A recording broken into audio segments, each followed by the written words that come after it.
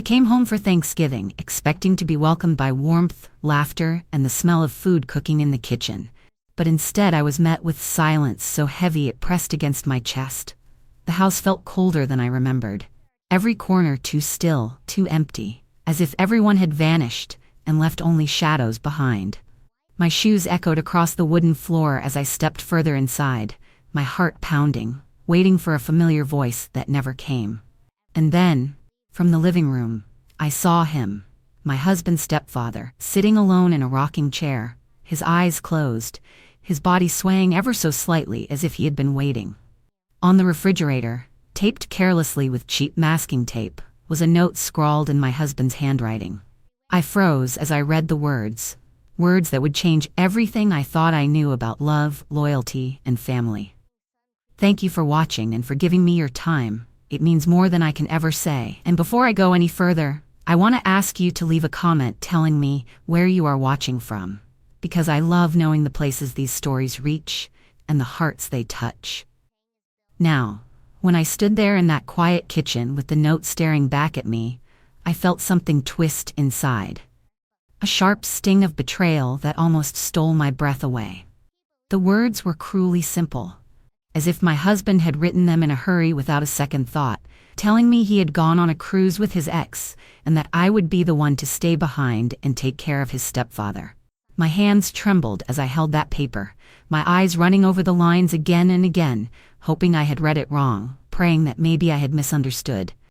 But no, it was clear, too clear. And in that moment, I felt small and discarded, like I had been pushed aside for a life I had no place in anymore.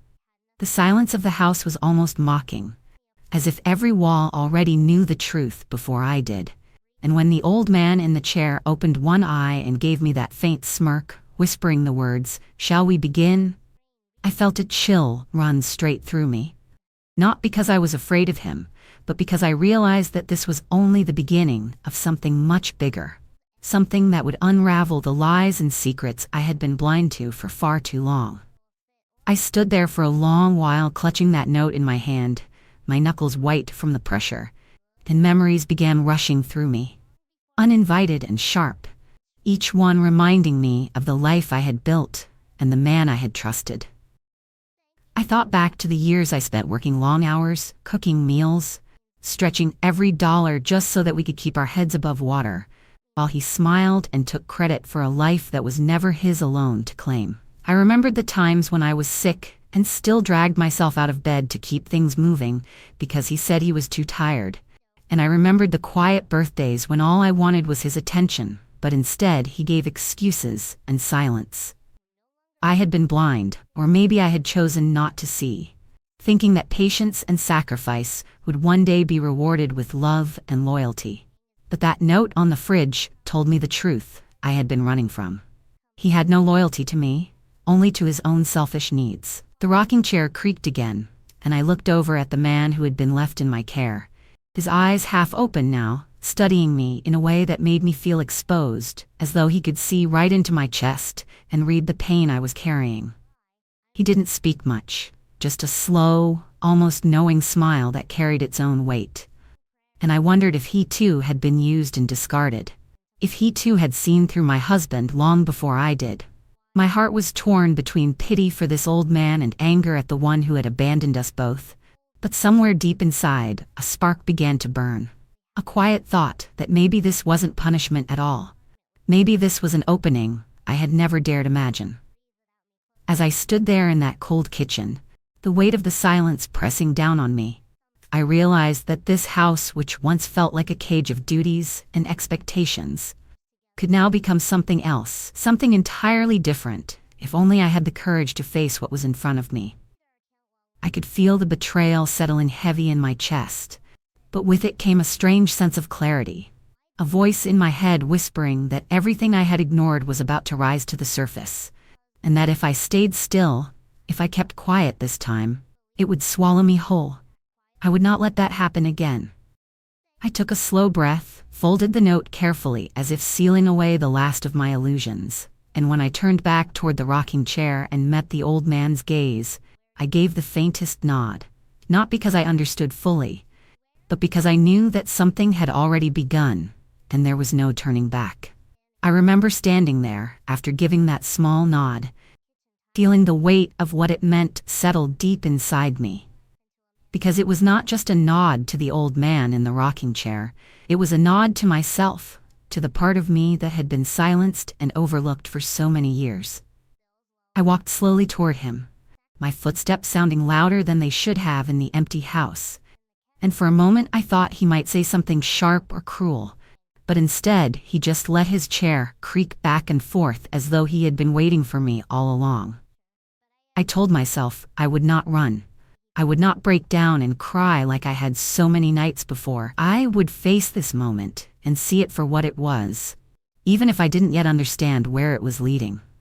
I took the folded note and slipped it into my purse, not because I needed to keep his words, but because I wanted proof, a piece of his betrayal in black and white that I could hold on to when doubt tried to creep in. The kitchen smelled faintly of stale coffee and nothing more, the kind of emptiness that made me ache.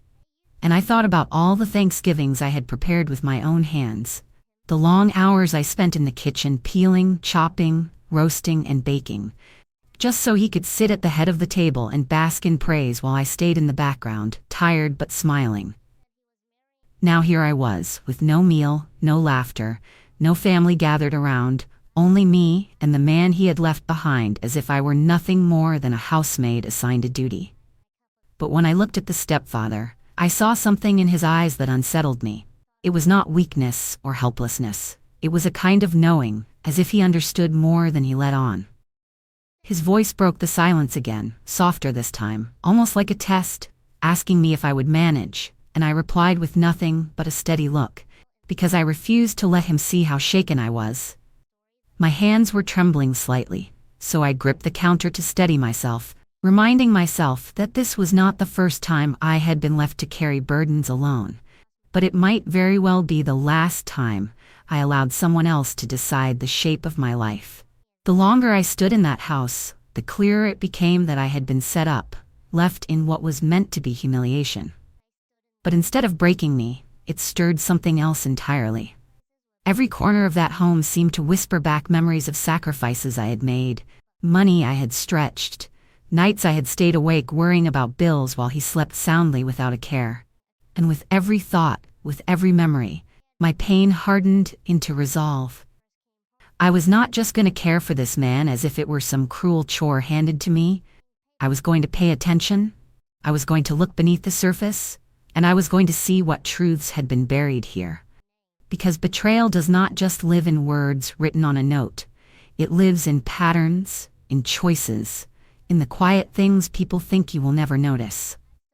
So I gathered myself that evening, made a simple meal from what little I could find, and as I carried a plate to the stepfather and watched him study me in silence, I knew the real Thanksgiving had not yet begun. The holiday I had expected with warmth and family was gone, replaced by something else, something heavier and sharper. And I could feel it deep in my bones that the next few days were going to unravel secrets my husband never thought I would have the courage to uncover. That first night carried a weight I could hardly put into words, and though I tried to steady myself, the silence of that house seemed to press on me from every corner. I moved carefully, checking the doors, tidying the kitchen, telling myself it was just another evening, but deep down, I knew it was not. When I returned to the living room, the stepfather's chair was still rocking faintly, as if it had never stopped, his gaze fixed on me with a quiet that made me uneasy.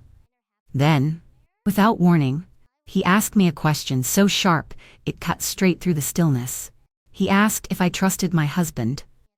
The words hit me harder than the note had, because they forced me to confront something I had been avoiding for far too long. I wanted to answer quickly, to defend the man I had spent years standing beside. But the truth sat heavy on my tongue, refusing to be denied.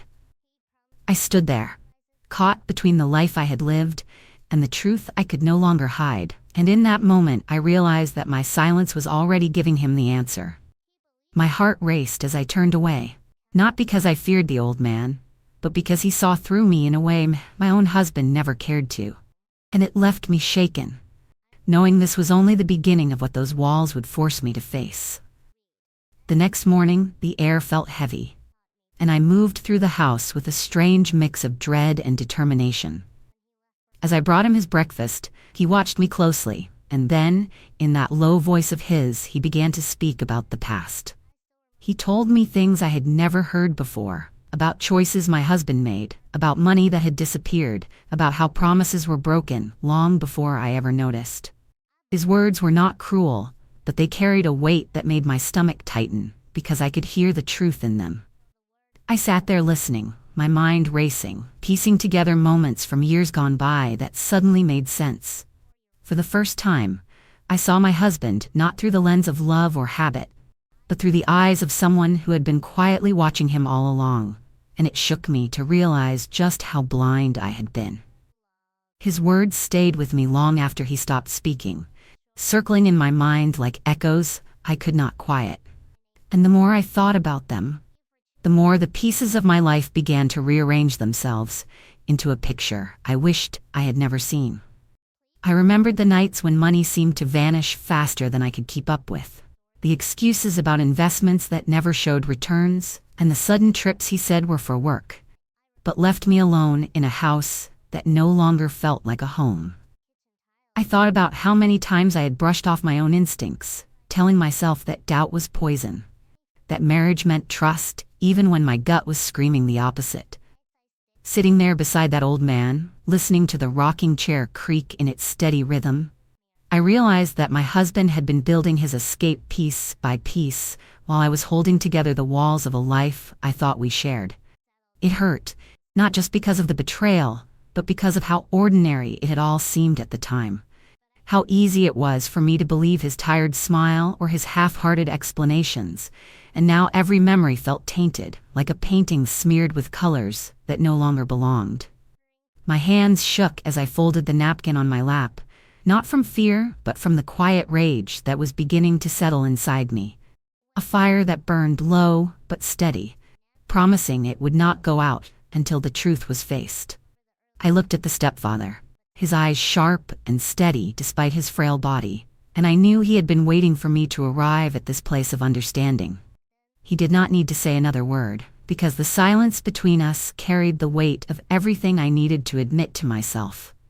That the man I loved had been living a double life, and that my patience and sacrifices had been nothing more than a curtain he hid behind.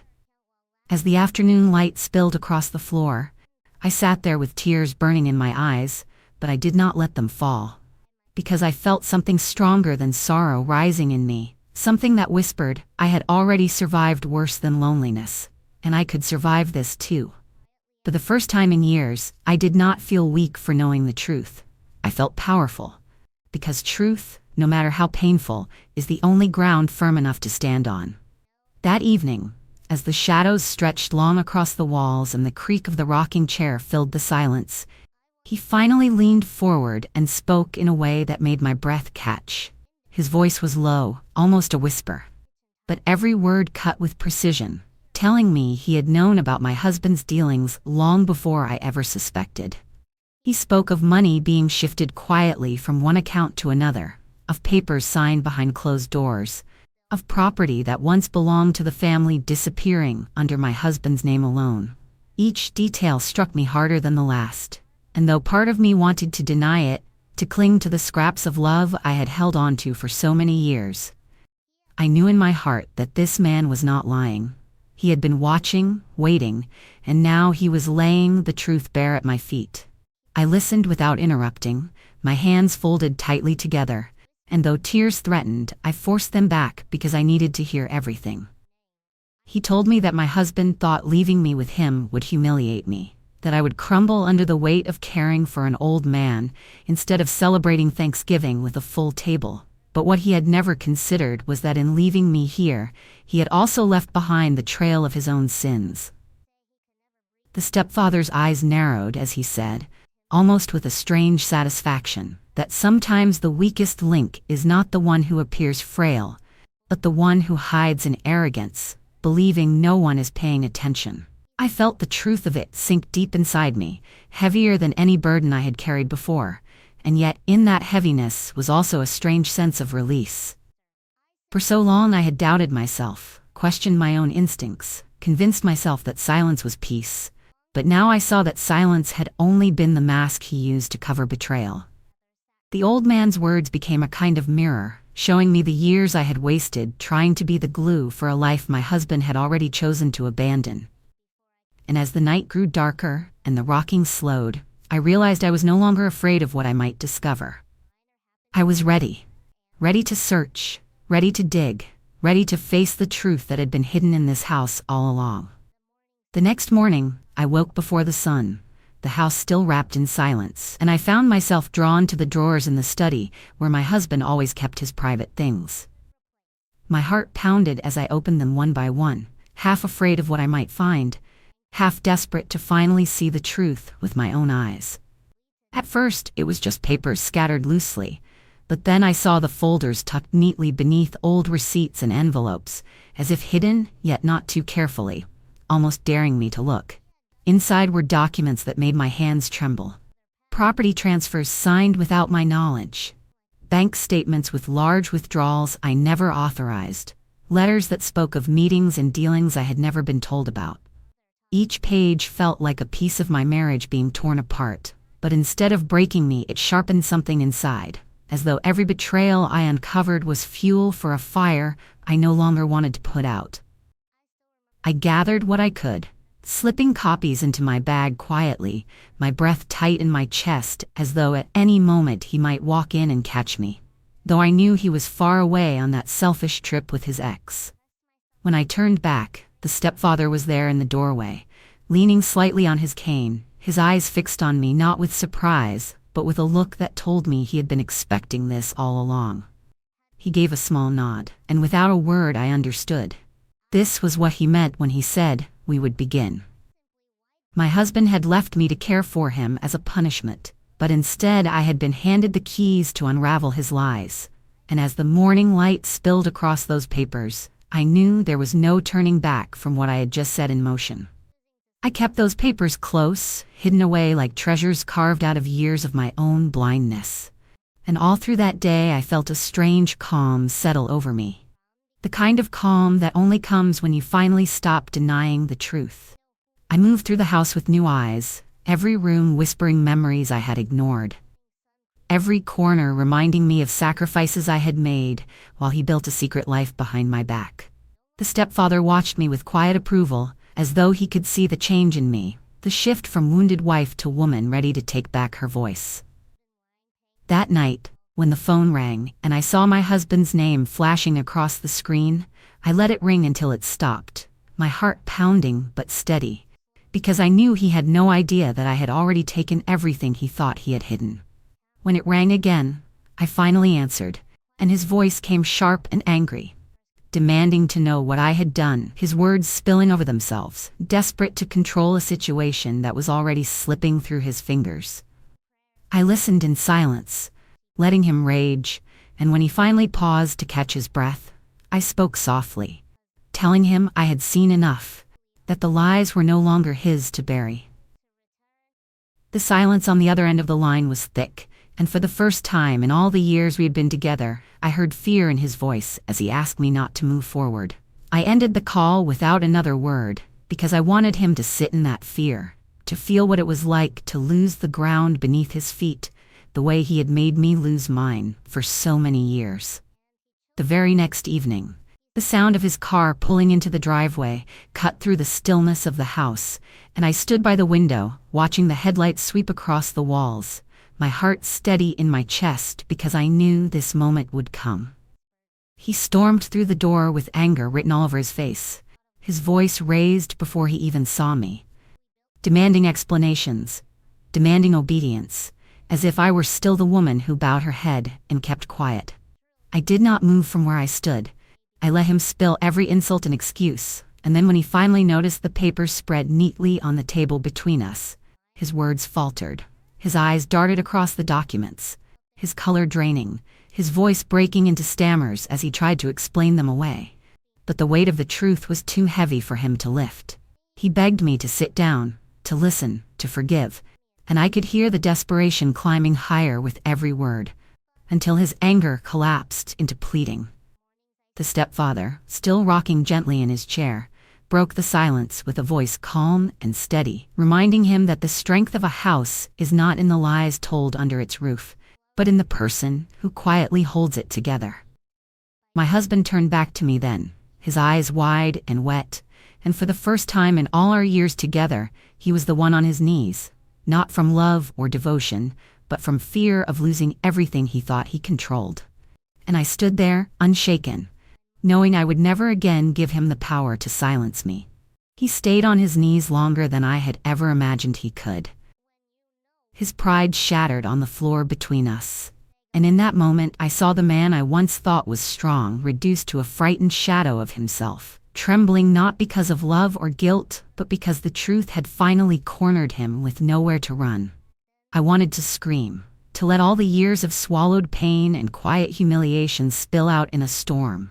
But instead I held on to my silence, because I had learned by now that silence carried more power than any raised voice ever could.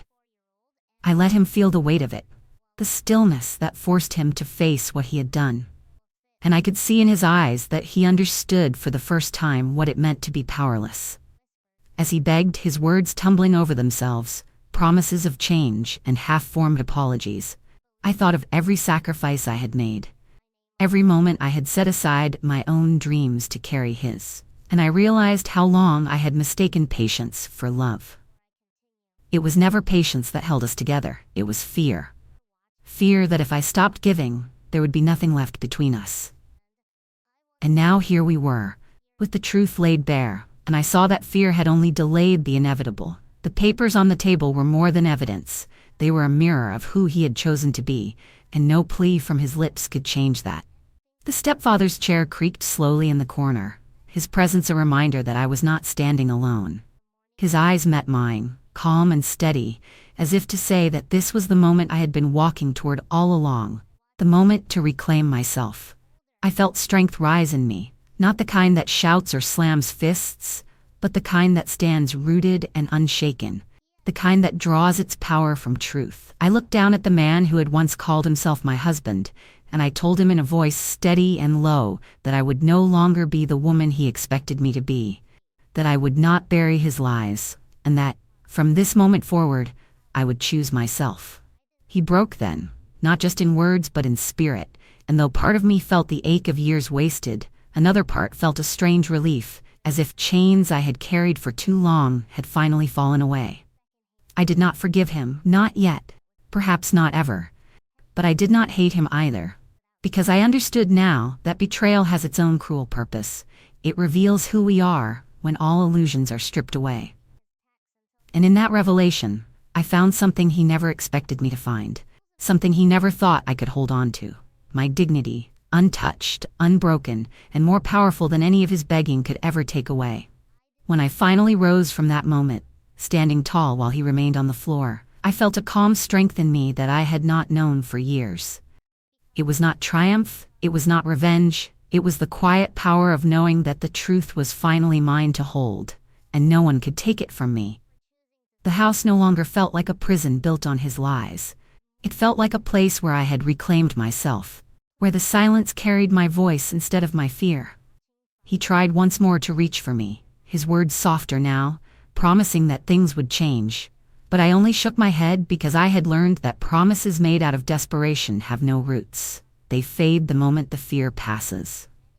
I gathered the papers carefully, each one a reminder of what I had survived. And I turned away from him with steady steps, leaving him to sit with his shame. As I stood by the window looking out into the night, I thought of all the years I had given and all the moments I had lost, but instead of breaking me, the memories seemed to strengthen the walls inside me. I knew I could not rewrite the past, but I could shape what remained of my future, and for the first time, I felt free. The stepfather's eyes met mine from across the room, and in that steady gaze I found the confirmation I needed. I was no longer bound by the weight of betrayal. I was my own again. Thank you for staying with me until the very end of my story, for listening to my truth and carrying it with me. If you felt my pain, or if you have ever found strength in the middle of your own silence, I invite you to subscribe so we can continue to share these stories together. Because sometimes all it takes is one voice, steady and unbroken, to remind us we are never truly alone.